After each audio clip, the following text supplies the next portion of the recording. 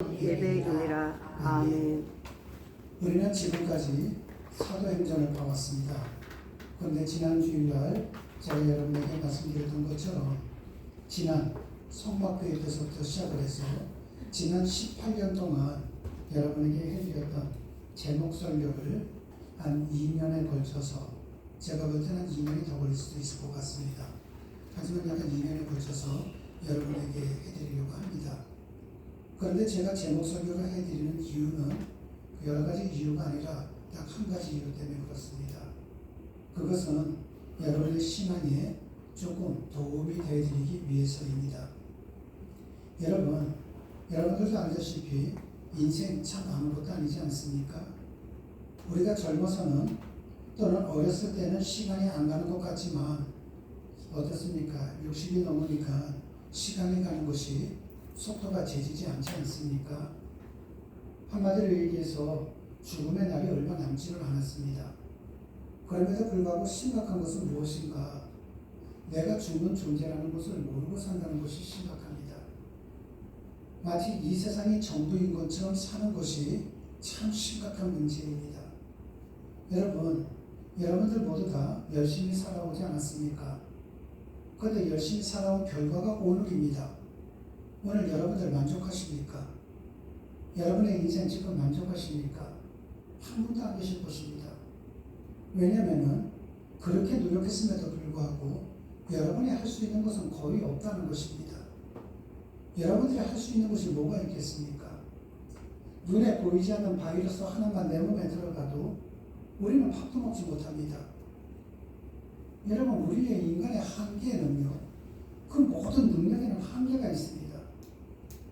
그럼에도 불구하고 마치 나는 천년 만년 살 것처럼 여러분 너무나도 시간을 낭비해가면서 사는 것을 보면 너무나도 답답함을 많이 느낍니다. 신앙은요, 여러분의 머릿속에 있는 것이 아닙니다. 내가 하나님이라면 나는 이렇게 할 텐데 왜 하나님은 저렇게 하면 모든 사람들이 잘 되는데 왜 이렇게 하시지? 항상 내 머릿속으로 신앙을 판단하시는 분들이 계십니다. 하나님이 여러분의 머릿속에 있다고 생각하십니까? 하나님의 능력이 여러분의 상식 속에 있다고 생각하십니까? 아니요. 상식 속에 계시는 분이 아닙니다. 여러분의 판단 속에서 판단이 되는 하나님이라면 우리는 그 하나님 믿을 필요도 없는 것 아닙니까? 여러분, 하나님은요, 우리가 도저히 판단할 수 없는 분입니다.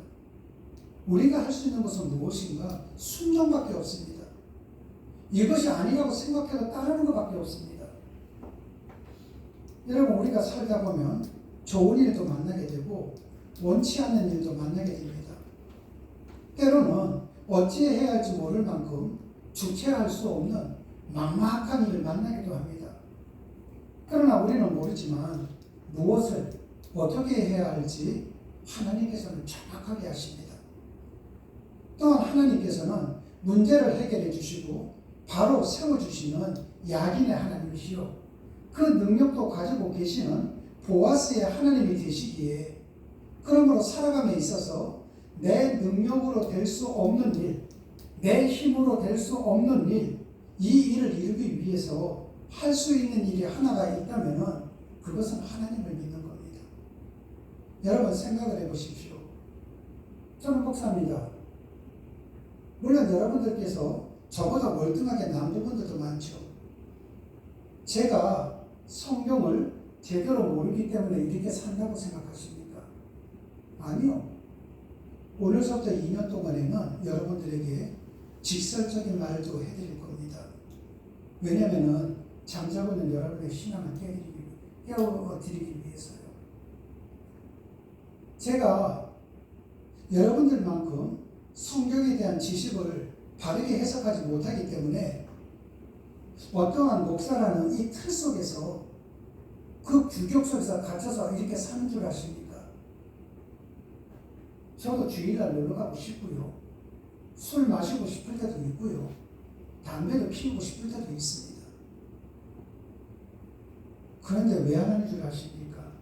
여러분 숨겨가면서 얼마든지 할 수 있거든요. 제가 못해서요? 아니요. 이유는 한 가지입니다. 하나님이 계신 걸 알기 때문에. 그 하나님께서는 오늘 내가 사망의 음침한 골짜기를 지나간다 할지라도, 내가 혼자 어둠의 길을 걸어간다 할지라도 그분은 나와 함께 하시기 때문에 그 결과는 선으로 이루어질 것을 저는 믿기 때문에. 그런데 대부분이 믿음이 약하신 분들은 자기가 판단을 합니다. 자기 생각으로 합니다. 왜 이럴까 저럴까, 저럴까 이럴까. 제가 오래전에 그런 얘기를 드렸죠. 마리아가 예수님을 낳았습니다. 남자 없이 여자 혼자서 난 거죠. 얼마든지 여러분들 의심 가질 수 있는 것 아닙니까? 말도 안 돼. 어떻게 여자 혼자서 아기를 낳아? 있을 수 없는 일이지. 성경은 거짓말이야. 어떻게 홍해바다가 32km가 되는데도 이것이 돼? 말도 안 돼. 뻗듯이 과학이 있는데 뭐? 말씀으로 우주 만물을 창조했다고? 여러분, 제가 무식하기 때문에 여기 서 있다고 생각하십니까? 아니요. 그렇지 않습니다. 제가 여기 서 있는 이유는 한 가지입니다. 하나님이 계신다는 것을 정말로 믿기 때문에. 여러분, 하나님이 계신다는 걸 정말로 믿는다면 우리의 삶은 달라집니다. 인류의 문명을 보십시오. 인류의 문명은 인간의 손에 의해서 탄생되었고 발전해 왔으며, 지금도 인간의 손에 의해서 문명은 발전돼 가고 있습니다. 문명뿐만이 아니라 최초의 여자인 하와가 손으로 선악과를 따먹었듯이 인류의 모든 선악도 인간의 손에 의해서 이루어졌습니다. 또한 인류의 여정은 수많은 발자국으로 표현을 합니다. 고대의 발자국, 탐험의 발자국, 전쟁의 발자국, 역사의 발자국, 사회 변화의 발자국, 개인의 발자국. 그래서 이력서의 이자가 신발 이자라고 제가 여러분에게 말씀드린 적이 있습니다. 회사에 들어가면은 이력서를 내지 않습니까? 한 개인의 역사를 요약한 것이 이력서가 되는 것이고, 그 이력서들이 모여서 인류의 역사가 되는 것입니다. 하나님께서 모세를 부르셨을 때 이것은 거룩한 땅이니 신발을 벗으라고 하지 않았습니까? 구별된 길을 걷기 위해서는 지금까지 너 개인의 역사를 만들어 온 모든 발자국, 그 모든 과거의 것은 내려놓으라는 것입니다. 그래서 신을 벗으라는 것입니다. 여러분들이 신앙생활 하실 때 제일 먼저 해야 할 것이 뭔가? 신발을 벗는 겁니다. 여러분의 생각을 벗는 거예요. 여러분의 모든 것을 내려놓으시고 신앙생활 하는 것입니다. 그러므로 오늘 본문에서 손과 발을 드려라. 손과 발을 드린다는 것은 삶을 하나님께 드리라는 것입니다. 그것이 하나님께 드리는 영적 예배라는 것입니다. 여기서 영적이라는 것을 헬라어로는 로비온이라고 하는데 영어로는 이성을 뜻하는 리저너블이라고 얘기합니다. 우리가 하나님께 영적인 예배를 드린다는 것은 우리의 이성이 동원된 예배가 하나님께 드리는 영적 예배가 된다는 것입니다. 감성적으로 드리는 예배 참 아름답습니다. 찬양을 드리면서 눈물을 흘리고, 또 인도자에 따라서 두 손을 들고서 소리를 높여서 기도하는 것 참 아름답습니다. 그러나 감성적으로 드리는 예배 한계가 있습니다. 우리를 정말 영적으로 깊이 이끌어주는 것은 우리의 이성이 동원된 예배가 생각하면서 행하는 믿음이 우리를 성숙하게 해주는 것입니다. 그러므로 영적 예배를 드리기 위해서는 우리는 늘 생각하는 그리스도인들이 되셔야만 됩니다. 정말 하나님께서 이걸 기뻐하실까? 생각해야만 됩니다. 내가 지금까지 살아왔는데 내 삶의 의미가 뭘까? 생각해야만 됩니다. 여러분, 오늘 이 자리에 왜 나오셨습니까? 생각할 줄 알아야만 됩니다. 생각하면서 신앙생활을 해야만 된다는 것입니다. 이러한 생각이 없다면 그 신앙은 맹신이 됩니다. 중요한 것은요, 맹신은 우리를 파멸시킨다는 것입니다. 여러분 각자 한번 생각해 보십시오. 여러분들 가운데 나는 교회를 그렇게 오래 다녔어도 믿음이 없어, 그렇게 생각하는 분이 계신다면 그분은 지금까지 맹신의 길을 걸어온 겁니다. 그리고 그러한 길을 걸어왔기 때문에 여러분 스스로를 여러분이 죽인 겁니다. 하나님께서는 죽은 신앙 속에서는 절대로 역사하지 않습니다. 내 인생이 왜 이럴까? 그건 여러분이 만든 겁니다. 좀 전에 말씀드렸죠. 인간이 할 수 있는 건 한계가 있다고요. 내가 직장에 나갔습니다. 열심히 일을 했습니다. 한 달 월급을 받았습니다. 이 월급 갖고 생활합니다. 그것이 여러분의 능력 같죠? 아니요. 오늘 아침에 차를 타고 올 때 우리 권사님 한 분 이런 얘기 했습니다. 그 은행에서 근무했던 누구누구 알지요? 사모님. 네. 어제 세상을 떠났습니다. 아무도 모릅니다. 여러분들 가운데 내가 내일까지 살아 있을 수 있어 확신하는 분 계십니까? 아무도 없잖아요. 우리는 언제 어떤 일을 당하는지 모르는 것 아닙니까? 돌아가신 저희 아버님 소원은 손녀가 아니라 손자를 보는 게 꿈이었습니다. 그런데 손자가 지금은 성인이 됐습니다. 돌아가신 우리 아버님은 눈으로 보지를 못하셨습니다. 내가 모든 걸 다 할 수 있는 것 같죠? 아니요, 못합니다. 생각하면서 살아야 되고 생각하면서 신앙생활을 해야 됩니다. 그저 일요일이기 때문에 온다? 예배가 끝났으니까 간다? 평상시에는 잊어먹고 산다? 여러분, 하나님께서 여러분에게 주실 복은 많은데 그 복을 받을 준비를 못 하십니다. 그래서 제가 2년 동안 한다는 겁니다. 로마서 8장 18절 말씀을 우리 한번 다 같이 한번 합독하도록 하시겠습니다.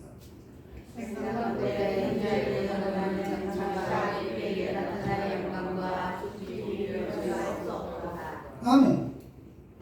가령 내가 지금 고난을 당하고 있다고 생각을 해보십시오. 뭐 돈이 없든 건강이든 아니면 자식이 말썽 피우든 직장이 그러든 내가 고난을 당하고 있다고 생각해 보십시오. 그런데 생각이 없으면 그 고난 때문에 나는 늘 불평스러운 겁니다. 왜 내 인생은 이럴까? 왜 내 인생은 이렇게 고난의 연속일까? 왜 우리 부모님은 돈이 없었을까? 하나님은 정말 계신 거야? 늘 불평이죠. 그런데 로마서 8장 18절이 뭐라고 시작을 하고 있습니까? 생각 건데. 너 한번 생각해 봐라. 너를 창조하신 하나님께서 너와 함께 하시는데 이 고난 속에 의미가 없겠느냐? 너 골탕 먹이려고 이 고난을 줬다고 생각하느냐? 너를 죽기까지 사랑하시는 하나님께서 너 힘들라고 이 고난을 주신다고 생각하느냐? 아니다. 그거 아니다. 생각만 해보면은 이 고난 속에는 비교할 수도 없는 영광이 있다는 것입니다. 그래서 신앙인은 언제나 생각하면서 살아야 합니다. 생각하면서 믿어야 합니다. 그 생각해야 할 것 중에서 우리가 제일 먼저 생각할 것이 무엇인가? 언제든지 왜입니다. 왜? 내가 왜 믿어야 하는가? 내가 왜 이 예배당에 나왔는가? 내가 왜 기도를 해야 하는가? 여러분, 기도할 때 왜를 생각하지 않고 기도하면은 우리의 기도는 언제든지 우리의 욕심만을 일방적으로 알리는 억지 기도가 됩니다. 그런 기도는요, 무당을 찾아가서 하는 사람들도 다 하는 기도예요. 그래서 그런 기도는 성경이 말하는 기도가 아닙니다. 여러분 각자 한번 생각을 해보시오. 말씀이 끝나고 난 다음에 찬양이 끝나고 우리 다 같이 통성으로 기도합니다. 그런데 기도할 줄 모르시는 분들은 어떤 기도를 하는가? 남들 기도하는 것만 듣습니다. 언제나 끝날까? 그거는요, 하나님, 저는 복 받을 필요가 없습니다. 하나님, 내 자식들 복 줄 필요가 없습니다. 하나님, 내 손자, 손녀들 절대로 복 주지 마세요. 자식들 저주하는 삶입니다. 성경을 보면 하나님께서는 인간을 저주한 적이 없어요. 징계를 한 적은 있어요. 그런데 내가 통성기도 할 때에 내 자식 이름 하나 걸고 하나님, 나는 못하지만은 내 자식 좀 도와주세요. 기도하지 못하고 딴 생각하고 기도하지 못하는 분들 분명히 계십니다. 어느 교회든. 이분들은요, 자기는 고사하고 자식들, 손자, 손녀들 저주하시는 분들이세요. 빨리 깨어나셔야 됩니다. 두 번째로는요, 하나님, 나의 이것 좀 고쳐주시고 저것 좀 채워주시고 또 우리 아이들도 잘 되게 해주세요. 방금 말씀드렸던 것 것처럼 이분들은 무당에게 가서도 하는 기도 똑같이 하는 분들입니다. 제가 기도를 여러분에게 수차례 말씀드렸습니다. 기도는요, 내 사정을 알리는 것이 기도가 아닙니다. 기도는 하나님의 음성을 듣는 거예요. 여러분, 여기 지금 자식이 있습니다. 해야 할 일을 하지 않고 계속해서 핑계만 댄다고 생각을 해보세요. 엄마가 나그 핸드폰 사주면 내가 말 들을게. 엄마가 나그 신발 사주면 내가 말 들을게. 한다고 쳐보십시오. 제대로 된 부모님 같으면 어떻게 하겠습니까? No! 하겠죠. 근데 이 아이가 이렇게 얘기합니다. 엄마가 말한 대로 내가 그렇게 고칠게. 엄마가 말한 대로 내가 그렇게 살아가도록 노력할게. 엄마 나 한 번만 믿어줘봐. 내가 좀 미숙하지만은, 내가 좀 아직까지 완벽하지는 못하지만은 내 나름대로 노력할 테니까 엄마 나 좀 믿고 나 좀 도와줘. 하면 어떻습니까? 그 다음날 핸드폰 사주겠죠. 능력이 있다면요. 여러분에게 어떤 어려움이 있을 때 하나님 앞에는 해결하다라고 기도하는 것이 아니라 하나님, 분명히 이 고난 속에는 하나님의 뜻이 있을 것입니다. 그 뜻을 알려주십시오. 제가 고치면서 살아가겠습니다. 하나님 앞에 순종해 나갈 때에 하나님께서는 나의 모든 것을 책임져 주시는 분입니다. 그분은 내 머리털까지 세신 분 아닙니까? 나도 모르는데. 내 머리털까지 세신 분이 나에게 어떤 아픔이 있고 나이가 뭔가 부족하다는 걸 모르시겠습니까? 다 알고 계세요. 뭐가 필요한지 다 알고 계십니다. 그러므로 그분한테 기도할 때는 그분의 음성을 듣는 거예요. 그것이 기도입니다. 한 번이라도 생각해 본다면 내가 정말 하나님의 뜻대로 살아가는 사람이 되어야겠다고 생각한다면 우리의 기도는 이렇게 바뀌게 된다는 것입니다. 우리의 신앙은 우리의 기도가 성숙해지는 것 이상으로 성숙해지지 않습니다. 여러분들도 누군가의 기도를 들어보셨고 또 여러분들도 기도하지 않습니까? 기도의 수준이 그 사람의 신앙의 수준입니다. 매일같이 달라고 기도하시는 분들 항상 어린아이 신앙이죠. 성숙하지는 못합니다. 가령 그리스도인이 거짓말을 해도 됩니까? 안 됩니까? 오래전에 몇 차례 말씀드렸죠. 하얀 거짓말이든 검은 거짓말이든 해도 됩니까? 안 되는 겁니까? 여러분, 거짓말을 해야 되나 말아야 되나? 그것을 하기 이전에 내가 왜 거짓말을 해야 되는지를 먼저 생각해야만 됩니다. 북한을 한번 보십시오. 북한은 외형적으로는 종교의 자유가 있다고 선전을 하지만은 실질적으로는 종교의 자유가 없습니다. 그래서 북한에 있는 기독교인들은 당국의 눈을 피해 소위 지하교회에서 예배를 드립니다. 만약 이거 발각됐다, 엄청난 고난을 겪게 되죠. 제 선배님 한 분이 그 함흥을 갔다 오신 적이 있습니다. 오래전에. 그 함흥을 가는데 그쪽에 이렇게 도는데 옆에 그 북한 요원들이 붙어 있었답니다. 일반인과 접촉하지 못하도록요. 근데 장마당 쪽으로 이렇게 가실 때 그 요원이 이렇게 약간 거리감을 두었을 때 어떤 분이 한 분이 지나가면서 조그맣게요. 할렐루야 하면서 지나갔대요. 올라오는 눈물을 참느라고 힘들었답니다. 우리는 조금 편하게 앉아서 예배드리지 않습니까? 그분들은 예배드리다가 걸리면 죽습니다. 가족이 몰살당합니다. 근데 왜 하는 줄 아십니까? 정말 하나님이 있다는 걸 믿기 때문에요. 사람이 배가 부르면 눕고 싶고 누우면 잠자고 싶습니다.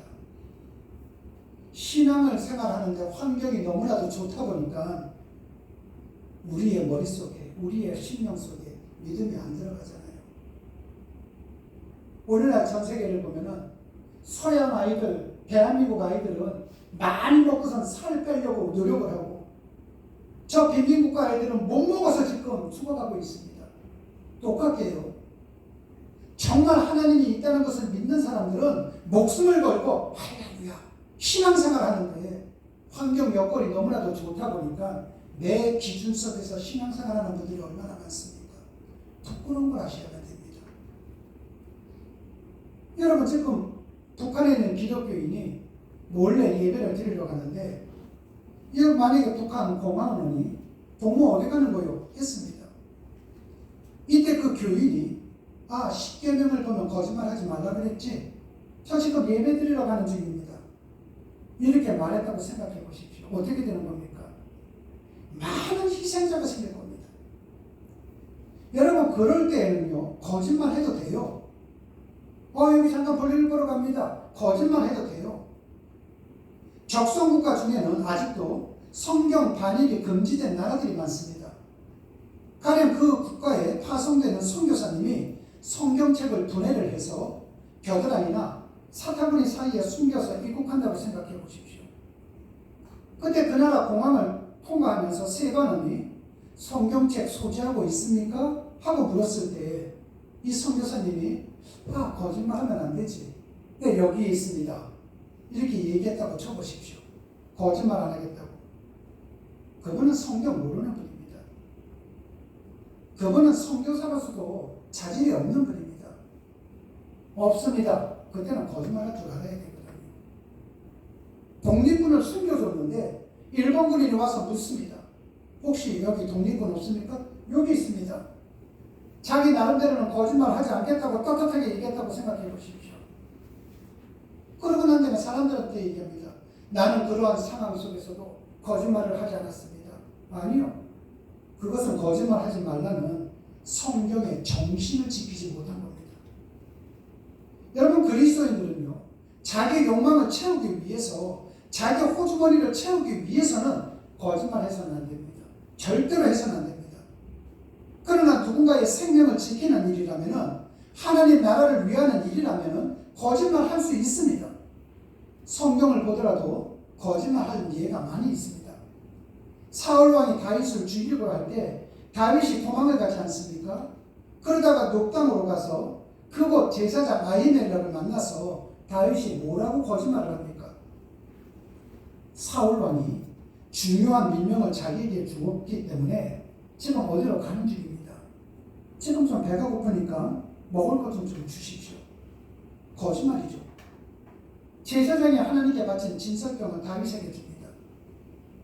그러나 성경을 보면은 다윗이 거짓말을 했다고 다윗을 비판한 적이 한 번도 없습니다. 하나님께서는 그 다윗의 거짓말을 받아주셨습니다. 왜? 다윗이 자기 주머니를 위해서 거짓말한 것도 아니거든요. 자기 사심을 위해서 거짓말한 것도 아니거든요. 사울왕이 불의한 짓을 하고 있기 때문에 그 사울왕의 불의한 짓을 불의로 맞서지 않기 위해서 그 순간을 넘어서기 위해서 거짓말한 겁니다. 여러분도 만약 거짓말해야 되는 이유가 하나님을 위한 것이라면 불의와 맞서기 위한 것이라면 누군가의 생명을 위한 것이라면 양심의 가책 받지 말고 거짓말하세요. 그때는 괜찮습니다. 그러나 만약 여러분의 주머니가 여러분의 지갑을 위해서 내가 조금 하고 싶은 걸 하기 위해서 좀 뭔가 나도 저기에 한번 욕심을 부리고 싶어서 한다? 절대로 그때는 거짓말하지 마세요. 어떤 일이 있어도 하지 마세요. 그래서 우리는 언제든지 왜부터 시작해야만 됩니다. 우리는 왜 예수를 믿어야 하는가? 이러한 동기의 발판 위에서 왜가 규명된 뒤에는 어떻게 믿을 것인가? 왜에서 어떻게까지 올라가면 됩니다. 여러분 우리의 신앙이 정체되거나 구태의연 속에 빠지지 않고 우리의 신앙이 계속 끊임없이 새로워지고 우리의 신앙이 성숙해지기 위해서는 믿음의 정의가 언제든지 새로워져야만 됩니다. 초등학생이 아빠를 볼 때는 어떡하죠? 내가 필요한 것을 모든 걸 해주시는 아빠죠. 그러나 고등학생이 느끼는 아빠는 또 다른 의미가 될 것입니다. 40대, 50대가 되면 아빠의 정의는 어떨까요? 내가 본받아야 할 대상으로 내 인생의 이정표로 아버지의 정의가 자꾸만 새로워집니다. 마찬가지로 우리의 신앙도 계속 새로워져야 됩니다. 10년 전이나 지금이나 똑같은 마음이다. 그거는 신앙을 포기하신 분입니다. 그런데 중요한 것은요. 하나님이 여러분을 포기하지 않았다는 것입니다. 나는 포기하고 있지만은 하나님은 포기하지 않으셔요. 저는 얼마 전에 깜짝 놀란 걸 봤습니다. 제가 벌써 신학교, 대학교 과정을 졸업한 지는 벌써 20년이 넘었습니다. 그때 저와 함께 신앙생활을 했던 분들, 그분들 가운데에서 도중에 하차를 하셨고 세상 속으로 나갔던 분들 가운데 그 학교 홈페이지를 들어가니까 지금 2학년, 3학년으로 다니는 사람들도 있습니다. 그분들이 다시 신학교에 올 때까지 얼마나 고난을 당했겠습니까? 여러분, 여러분들 만약에 집에서 자식이 여러분 마음 안 든다고 해서 집 나갔다고 쳐보세요. 잘 나갔다 생각하는 분 아무도 없죠. 울며 자식을 찾아다닐 것입니다. 그런데 그 자식의 입장을 한번 생각을 해보세요. 부모님과 함께 있을 때에는 그래도 거기에 자기의 요구가 채워지지 않으니까 나도 진짜 혼자 독립하고 싶어. 나도 집 나가고 싶어. 내 친구들처럼 나도 멋대로 살고 싶어. 나는 이 집에서 엄마 타치받고 하는 거 싫어. 그래서 나갔다고 쳐보세요. 나가보니까 고생이거든요. 이 아이가 어느 순간서부터 엄마에게 돌아가고 싶은 마음이 생길 겁니다. 그러다가 고생하다가 자기가 잃을 거 다 잃고 난 다음에 엄마한테 돌아오죠. 하나님도 여러분에게 똑같이 합니다. 하나님께서도요. 하나님을 믿는 백성이 나 교회 안 다녀. 이제부터는 딴 거 할 거야. 한다 할지라도요. 하나님께서는 고난과 시련을 통해서라도 여러분을 다시 부르십니다. 그래서 제가 누누이 강조해드리는 것 있잖아요. 하나님 앞에서는 도망가지를 못합니다. 여러분의 삶 속에 지금 어려움이 있으니까 하나님이 부르시는 소리입니다. 여러분 속에 지금 시련이 있는 분이 계십니까? 빨리 깨우치십시오. 하나님이 지금 여러분에게 손짓하는 겁니다. 오라고요. 하나님께서 우리에게 말씀을 주셨습니다. 말씀으로 우리는 하나님을 압니다. 그런데 이 말씀 속에서 오늘서부터 4주간에 걸쳐서는 믿음의 정의에 대해서 한번 생각해 보려고 합니다. 첫째로 믿음은 무엇인가? 순종입니다. 순종. 그리스도인이 된다는 자체가 순종의 사람이 되는 것을 말합니다. 그렇다면 신앙이 믿음이 순종이라고 할 때 무엇에 대한 순종인가? 두 가지를 생각할 수 있습니다. 첫째는 하나님 말씀에 대한 순종입니다. 하나님의 말씀과 그리스도의 관계는 어떤 제품의 사용 설명서와도 같다고 말씀을 드린 적이 있습니다. 여러분들이 가전제품을 샀습니다. 컴퓨터를 샀습니다. 자동차를 샀습니다. 그런데 제일 먼저 무엇을 봅니까? 제품 사용 설명서를 보잖아요. 왜냐하면 이 제품 사용 설명서는 이 제품을 만든 사람이 쓴 거거든요. 이렇게 쓰면은 가장 그 가치를 극대화시킬 수 있다는 거죠. 그래서 그렇게 씁니다. 사람을 창조하신 분이 하나님이십니다. 하나님께서는 창조하시고 난 다음에 제품 사용 설명서처럼 성경 말씀을 우리에게 주셨습니다. 그래서 우리가 성경 말씀을 보면은 이대로 살면은 내가 복을 받는 것이고 이렇게 하면은 내 자식들도 복을 받는 것이구나 우리가 알 수가 있죠. 그런데 그렇게 살아가지 않는다면은 무엇을 뜻하는 겁니까? 내가 지금 이 제품을 살고선도 이 제품 사용 설명서 이대로 사는 사람이 어디서 버리는 거와 똑같다는 것입니다. 그런데 이 성경 말씀을 보십시오. 믿어지는 부분이 몇 개가 있습니까? 대부분이 신비스럽습니다. 믿어지지가 않는 거예요. 봐라 성경. 이 성경 말씀 보면은 어떻게 사람이 이렇게 살아갈 수가 있단 말인가? 여러분이 만약에 믿는다면은 무엇을 믿는 겁니까? 말을 믿는 거잖아요. 여러분이 저를 믿는다고 할 때 그 믿는 것의 증거가 나타나는 것이 제가 하는 말을 믿는 건 아닙니까? 근데 제가 여러분 앞에서 그 말씀을 선포하는데 에이 거짓말 하면 여러분은 저를 안 믿는 거죠. 무슨 말이든 믿는 것, 이것이 순종입니다. 여러분들은 어떻습니까?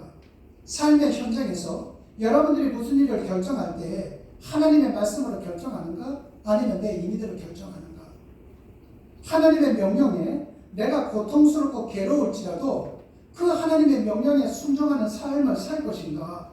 아니면은 내가 이렇게 했다가 내가 손해볼 텐데, 내가 저렇게 하면은 내가 껄끄러운데, 내가 요만큼만 해야지, 내가 국회에 이만큼까지 할 필요는 없지, 내가 이런 걸 따진다면은 내가 신앙인인지 아닌지 거기서 드러나게 됩니다.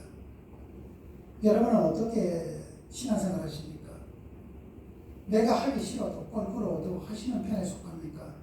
아니면은 내가 정해놓고서 여기까지만 하고 있습니까? 여러분, 내가 껄끄럽더라도 내가 모든 것에 순종해 나간다면 하나님께서는 무한대로 여러분에게 복을 주실 것입니다. 그래서 여러분들 간증이 있는 것 아닙니까? 그런데 내가 요만큼만 한다면 이거는 신앙이 아니라 이건 거래입니다. 거래. 그러다 보니까 이러한 신앙생활 하시는 분들은 하나님이 주시는 복을, 하나님이 주시는 기적을 체험을 해본 적이 없거든요. 체험을 해본 적이 없다 보니까 어떤 생각을 갖겠습니까? 내가 그토록 오랫동안 신앙생활해도 내가 그런 걸 경험해보지도 않았어. 하나님은 없는 거야. 이렇게 생각하는 분들이 굉장히 많습니다. 안타까운 거죠. 신앙생활 하시는 분들에게요. 여러분, 세상에는 지식의 말들이 많습니다. 지혜로운 말들도 많습니다. 그러나 세상에 아무리 좋은 지혜의 말, 지식의 말들이 있다 할지라도 여러분들이 인생을 살아가면서 가장 결정적인 순간을 맞이했을 때 그 말들 여러분 도와주지 못합니다. 언젠가는 여러분들도, 이 자리에 계신 여러분들도 한 사람도 예외 없이 모두 다가 관 속에 들어가는 날이 올 것입니다. 여러분들이 관 속에 누워 있는데 이제 뚜껑을 닫을 겁니다. 그때 세상에 어떤 말이, 세상에 어떤 권력이 여러분을 책임져 줄 수 있다고 생각하십니까? 여러분들이 병원에 누워서 코에 호수를 끼고 내가 이제 죽는 날만 기다리는데 내가 말은 하지 못하지만 듣는 건 다 듣는다고 얘기합니다. 그때 생각과 듣는 말 속에서 여러분들 책임져 줄 수 있는 것이 뭐라고 생각하십니까? 세상의 것 중에서는 아무것도 없습니다. 책임져 줄 수 있는 것은 하나님의 말씀밖에 없습니다. 제가 그것을 알기에 저는 지금 이 자리에 서 있습니다. 내가 하고 싶은 거 절제해가면서 이 자리에 서 있는 이유입니다. 그리고 저는 여러분들에게도 그렇게 살아가시라고 지금 설교를 하고 있는 겁니다.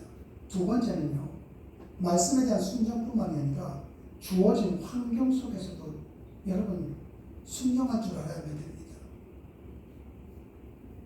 내게 주어진 환경이 지금 많든 적든 이 환경에도 순종할 줄 아는 자가 되셔야 돼요. 우리가 잘 알고 있는 찬송가 가운데 나의 발길을 다가도록 예수 인도하시니 무슨 일을 만나든지 만사 형통하리라. 무슨 일을 만나든지 만사 형통하다? 항상 하는 일마다 잘 되는 사람이 이렇게 고백할 수 있습니다. 그런데 이 가사를 만들고 이 고백을 했던 사람이 누구인가? 황희 크로스비입니다. 이분은 장님입니다. 장님이라면은 걸어가는 곳곳마다 모든 것이 걸림돌밖에 없는데 어떻게 만사가 형통하겠습니까? 이유는 한 가지입니다. 나에게 장님이라는 이 환경을 주신 분이 하나님이시오. 그렇다면은 남들이 생각하면 답답하다고 생각하는지 모르지만은 하나님께서 나에게 장님이라는 환경을 주셨다면은 그 끝은 분명히 만사가 형통할 거예요. 여러분, 이 황희 크로스비는 이 눈을 앞을 보지 못하는 이 환경을 하나님이 주셨다고 받아들인 겁니다. 받아들이고 나니까 눈 뜨고 볼 수 없었던 것을 눈을 감고도 볼 수 있게 되는 겁니다. 그래서 만사가 형통하다고 합니다. 우리나라에도 있죠. 나름대로 이마소서의 주인공 안희환 목사님입니다. 황희 크로스비는 어릴 때부터 장님이었기 때문에 금방 빨리 적응을 했을 것입니다. 그런데 안희환 목사님은 어떻게 됐는가? 30살이 넘어서 하루아침에 장님이 됐습니다. 장님이 된 이 안희화 목사를 아내가 자식들 데리고 버리고 갔습니다. 여러분, 그렇다면 여기서 생각을 해보십시다. 지금 여러분들이 생활을 하는데 어느 날 여러분들이 30대로 돌아가는 겁니다. 어느 날 남편이 내가 지금 앞을 보지를 못하는데 갑자기 장님이 됐는데 아이들을 데리고 나를 버렸다. 여러분들 어떤 심정이겠습니까? 그때는. 어제까지만 하더라도 아빠 했던 애들 데리고 다 갔어요. 나를 버리고 갔습니다. 그런데 여러분 무엇을 생각하겠습니까? 우리 안지민 장로님이 여기서 점주요 지금요. 소청한 형제가 만약에 안지민 자매가 장님이 됐는데 버리고 도망갔다 어떤 심정이겠어요? 아빠 엄마도 없고 답답하겠죠. 여러분들은 어떻게 하셨겠습니까? 자살이에요. 자살밖에 생각할 수 없습니다. 그런데 이 안희화 목사가 자살을 생각하려고 서울역까지 가다가 거기에서 넝마주의들을 통해서 예수님을 만나게 됩니다. 예수님을 만나게 되고 난 다음에 이 인생이 바뀌었습니다. 아, 내가 장님이 된 거 이거 다 하나님의 뜻이다. 받아들인 겁니다. 받아들이고 난 다음에 그때서부터 앞을 보지 못하는 소경들과 많은 사람들에게 복음을 전하면서 다녔습니다. 이분이 미국에서 설교를 하시는데 그때 은혜를 받았던 그 미국에 있는 유명한 안과 의사가 안희화 목사님을 데리고 가갖고 정밀 검사를 해봤습니다. 정밀 검사를 받고 나니까 다른 사람의 안구 기중 없이도 이거 앞을 보게 할 수 있겠다. 그래서 그 의사가 얘기했습니다. 목사님, 제가 앞을 보게 눈을 수술해 드리겠습니다. 그때 안희화 목사님이 뭐라고 하는가? 너 싫다고 하십니다. 내가 눈을 뜨고 있을 때는 하나님을 못 봤는데 내가 눈을 감고 난 다음에 내가 하나님을 보게 되었다. 다시 눈 뜨고 싶지 않다. 나는 평생 이렇게 눈 감고 살겠다. 여러분 이해가 되십니까? 안희화 목사 바보 아닙니까? 아니 어떤 것도 아니고 눈을 충분히 뜰 수 있어서 고쳐주겠다고 하는데 왜 꼭 저렇게까지 해야 하나? 저는 저건 이해됩니다. 저는 충분히 저건 이해합니다. 잠시나마 했던 거지만 여러분들 중에서 아시는 분들 계시지만 오늘은 이제 제목 설교다 보니까 직설법을 많이 쓴다고 했습니다. 제 이야기를 좀 드리려고 합니다. 요 회룡역 사거리에 가면은 요셉안과라고 있습니다. 몇 년 전에 거기 가서 눈을 저도 CT 촬영을 했습니다. 왼쪽 눈이 장님이 되어가는 녹내장 판정을 받았습니다. 그런데 거기에서 고칠 수 있는 방법이 없기 때문에 이거를 늦출 수 있는 약을 넣으면은 좀 이 장님이 되는 속도가 늦춰진다고 의사가 그랬습니다. 그런데 문제는 무엇인가? 이 약이 너무나도 세다 보니까 주변이 판다처럼 시커멓게 탄다고 했습니다. 최원주 사모랑 얘기했습니다. 내가 눈이 한쪽이 이렇게 판다처럼 된다면은 성도님들이 웃긴 우스운 모습으로 인해서 은혜가 되겠는가? 제가 한쪽 눈을 포기한다고 했습니다. 그리고 나머지 한쪽 눈으로 보면서 살아가겠다고 했습니다. 그 날이 지금 벌써 4년, 5년이 넘었습니다. 왜냐하면 여러분들에게 복음을 있는 그대로 전해드리고 싶어서요. 그러고 난 다음에 제가 어느 날 눈에 뭐가 들어간 것 같아서 다른 안과를 갔습니다. 5년 후에요. 그 안과를 갔을 때 거기 있는 분이 그 녹내장이라고 저한테 얘기를 했는데 그 녹내장 증상이 지금 보이지가 않습니다. 그러면서 그분이 이렇게 얘기했습니다. 여러분들 잘 알고 있는 미래의원 속편한 내과에 있는 그 3층인가 2층에 있는 안과입니다. 제가 목요에 안수 집사인데 목사님 눈을 제가 평생 책임지고 싶습니다. 돈 안 내고 다닙니다. 그러다가 또 눈이 이상이 있어서 요셉 안과를 또 갔습니다. 그 여의사가 저한테 이렇게 얘기했습니다. 역정을 내면서요. 눈이 이렇게 가면 장년이 되는데 왜 치료받으러 안 오셨어요? 그냥 눈에 있는 돌만 깨주세요. 그런 것 같습니다. 저는 이건 충분히 이해가 됩니다. 여러분 왜 그런 줄 아십니까? 하나님이 정말 있다는 것을 믿기 때문에 그렇습니다. 그거 하나 외에는 없어요. 여러분 실패한 본 경험이 있습니까? 하나님이 원망스러운 분이 계십니까? 중요한 것은요, 그 상황을 하나님의 뜻으로 은총으로 받아들이고 순종하는 믿음이 여러분 정말로 중요합니다. 다윗이 뭐라고 고백을 합니까? 젊은 사자가 궁핍하여 줄일지라도 여호와를 찾는 자에게는 모든 것에 좋은 것을 주신다. 하나님이 좋은 것으로 주신다는 겁니다. 그런데 이때에 다윗의 상태가 어떻습니까?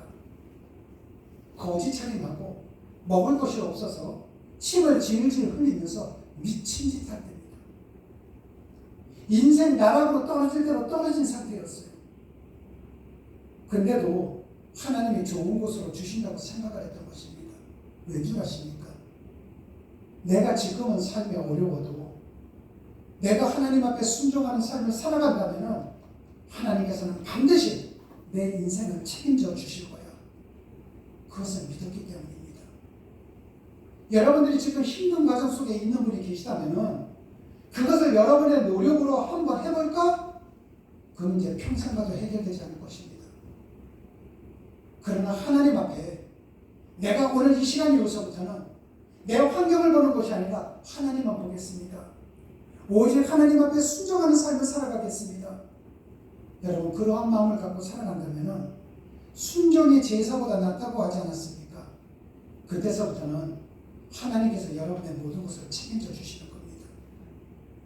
여러분 하나님 정말로 계십니다.